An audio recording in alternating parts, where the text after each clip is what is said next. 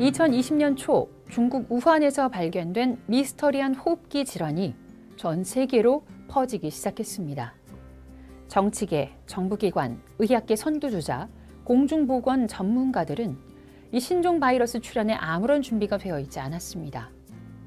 대응이 늦어지면서 코로나19라는 명칭이 붙은 신종 바이러스는 전 세계를 강타하여 역사에 남을 대유행병으로 번졌습니다. 전 세계가 인질이 된 그때 세계를 위기에서 구한 건 소수의 과학자와 사업가였습니다. 이들의 발빠른 움직임 덕분에 전 인류의 생명을 구한 백신이 완성될 수 있었습니다. 고도의 예술적 기교가 엿보이는 스토리텔링을 구사하는 작가이자 인류 기자라는 찬사를 받은 그레고리 주커만의 과학은 어떻게 세상을 구했는가는 백신이 개발되는 1급 보안 연구소, 효과적인 백신을 개발하려는 기업 간 경쟁, 그리고 정부와 중대한 협상이 이루어진 현장 속으로 독자를 안내합니다. 백신이 탄생하기까지의 이야기를 심층 취재해 생생하게 들려주는 이 책은 용기와 천재적인 능력을 보여준 영웅들의 이야기인 동시에 우리 시대의 가장 위대한 과학적 혁신을 상세히 기록한 연대기라 할 수 있습니다.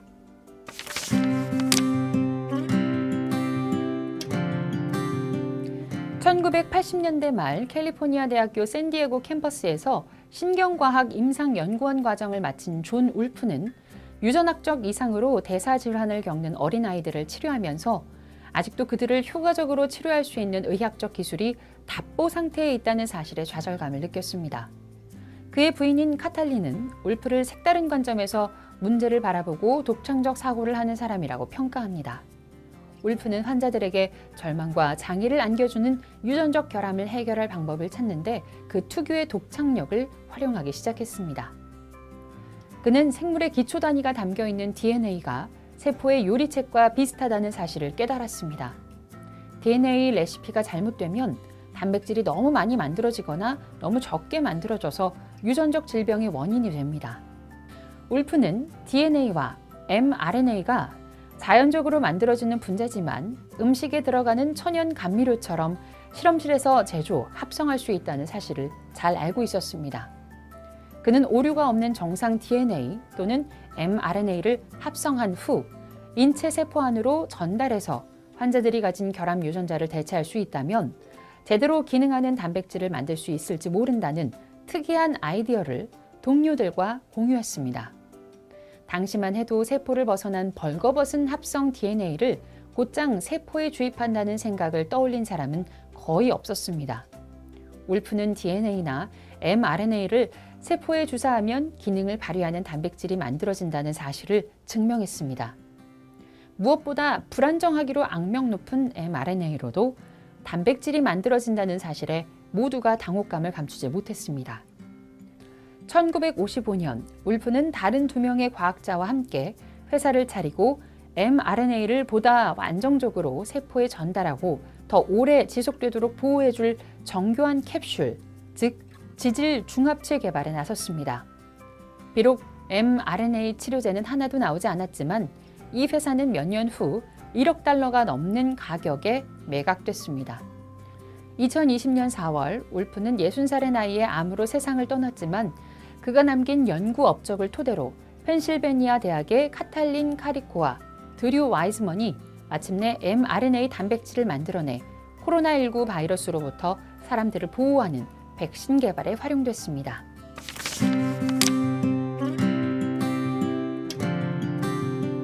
코로나 바이러스의 주된 특징은 스파이크 단백질이라는 것입니다.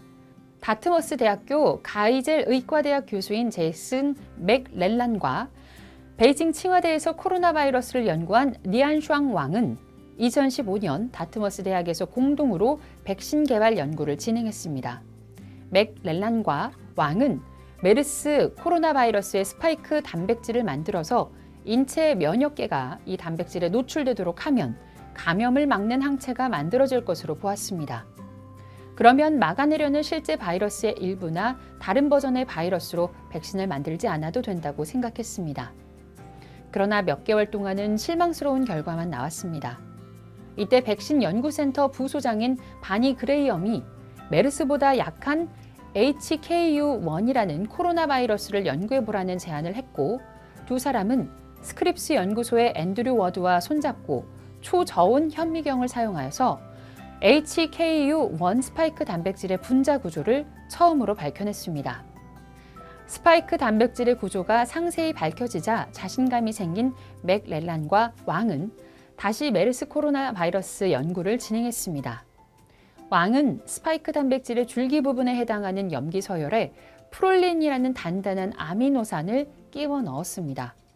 건물을 짓는 사람들이 전체 설계를 조정하듯 왕과 맥렐란은 이 단백질의 구조가 무너지지 않도록 비계를 덧댄 것입니다.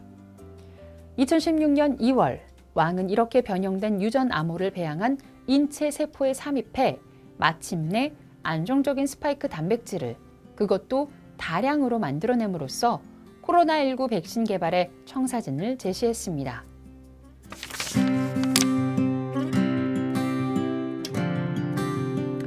(2014년) 모더나의 최고 경영자인 스테판 방셀과 경영진은 회사의 사업 방향을 치료제에서 백신 개발로 변경하고 2017년 국립보건원의 그레이엄 연구진과 파트너십을 체결하고 mRNA 백신을 함께 개발하기로 했습니다. 하지만 모더나가 넘어야 할 큰 장애물이 남아 있었습니다. 과학계는 mRNA 분자를 감쌀 완벽한 물질을 찾기 위해서 오랫동안 애를 썼습니다. 유기화학자인 캐리 베네나토는 이 문제를 해결하기 위해서 모더나에 입사했습니다. 그의 목표는 mRNA를 감쌀 지질을 투여한 후 인체 효소를 작게 잘라내기 쉽게 만드는 것입니다. 에탄올 아민과 에스테르 결합을 활용한 결합물을 100종 이상 만들며 기술을 개량시킨 베네나토는 2017년 마침내 mRNA를 감싸서 투여하면 강력한 효과를 발휘하는 단백질이 다량으로 생산되는 동시에 투여 후 독성을 남기지 않고 신속히 제거되는 특별한 재료를 찾아냈습니다. 모더나는 베네나토가 개발한 새로운 지질로 메르스의 원인 바이러스인 메르스 코로나 바이러스에 맞설 백신을 만들었습니다. mRNA 분자를 체내에 전달해서 의약품 기능을 할 단백질을 만들어내는 일은 이전까지 누구도 성공한 적이 없는 일이었습니다. 그래서 일각에서는 모더나에 대한 회의적 시선을 지속적으로 보냈고, 심지어 모더나가 벤처 투자를 모으기 위한 수단일 뿐이라고 비웃기도 했지만 mRNA 기술이 효과가 있다는 것을 입증함으로써 코로나19 바이러스의 확산을 막는 데 도움이 된 것은 분명합니다.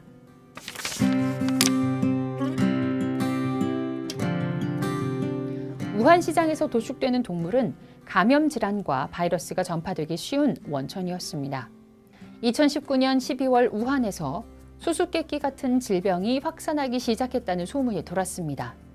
월스트리트 저널은 이 병을 발열과 호흡곤란을 일으키는 미스터리한 바이러스성 폐렴이라고 묘사했습니다. 푸단대학 산하 상하이 공중보건의학센터에서 감염질환 전문가로 일하던 55세 연구자 장용재는 이 질환을 사스 유형의 코로나 바이러스와 매우 유사하다고 밝혔으며, 과거 사스 코로나 바이러스가 인체 세포와 결합할 때 활용하는 것으로 밝혀진 스파이크 단백질 유전자가 있다는 사실도 발견했습니다. 매우 나쁜 소식이었지만 세계보건기구는 감염 상황을 모니터한 결과 안심해도 된다는 성명을 발표했습니다. 장용젠과 동료들은 중국 정부에 경고의 메시지를 보냈지만 중국 정부는 바이러스 정보의 공개를 원치 않았습니다.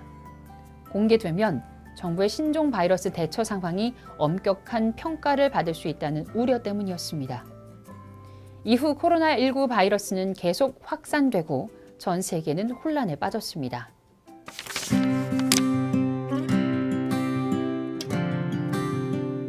말라리아 퇴치에 커리어를 바친 에드리언 힐과 침팬지 바이러스 전문가 사라 길버트는 이 새로운 병원차에 큰 관심이 없었으며 신종 코로나 바이러스가 세계 전체에 위협이 될까 하는 의구심이 있었습니다.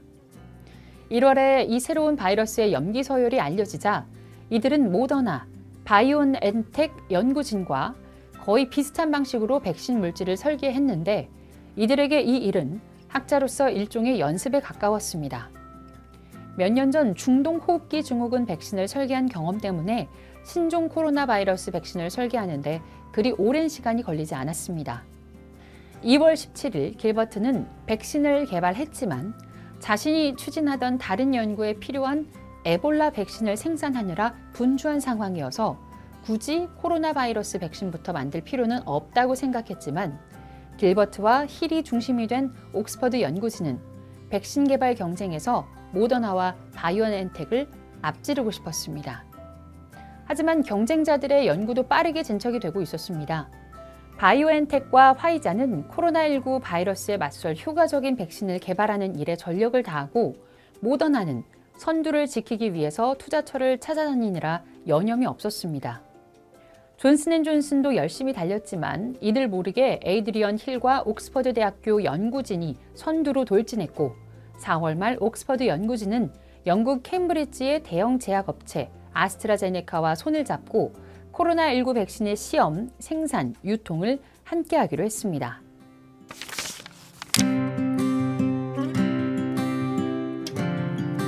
이 책에서 알려주는 우리 시대의 위대한 과학적 혁신은 코로나19 외에 다른 질병에서도 짧은 기간의 백신 개발이 가능할 수 있을 것이라는 희망찬 청사진을 보여주는 것은 물론 전 세계를 덮친 재앙과 대유행병의 확산을 막기 위한 경쟁이 벤처 업체들과 거대한 제약기업들의 운명을 어떻게 바꾸었는지 생생하게 보여줍니다.